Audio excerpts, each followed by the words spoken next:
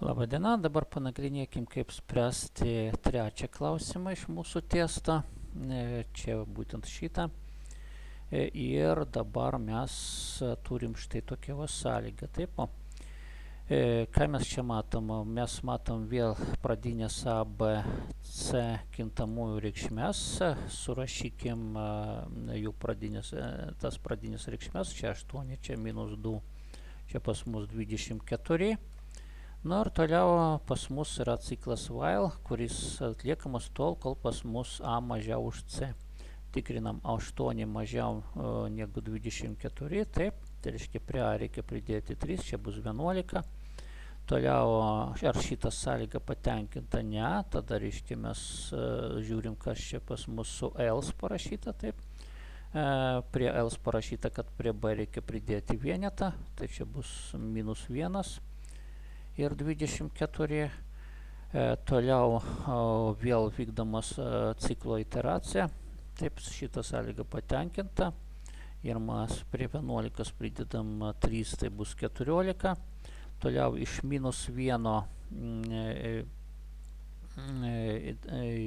toliau tikrinam vėl šitą sąlygą if, taip, ar A daugiau už 14, ar 14 daugiau už 14.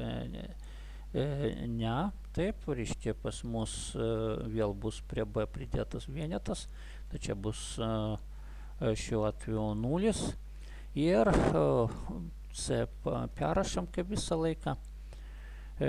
Toliau pas mus vėl sąlyga patenkinta, tai čia pas mus bus 17.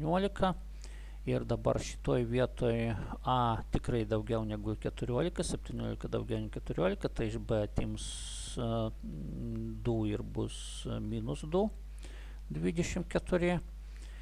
Toliau nesunku matyti, kad analogiškai pas mus čia bus 21 ir šitoj vietoj minus, ne 21, atsiprašau, 20, taip, ir minus 4 ir 24.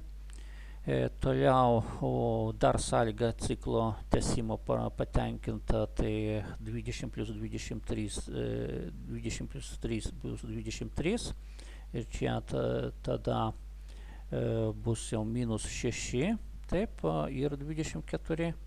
Nu ir pagaliau čia pas mus 23 plus 3, 26 ir čia pas mus bus minus 8, 24.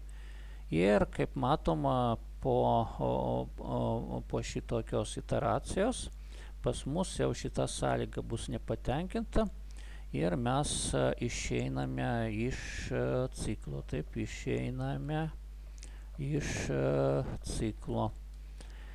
Ir dabar suskaičiuojam, kiek bus mūsų suma šita. Taip, A plus B plus C. Tai 26 minus 8 plus 24 pas mus gausis 42. Štai čia bus atsakymas į šitokį klausimą, ką atspausdins šitas programos fragmentas. Kągi, ačiū už dėmesį.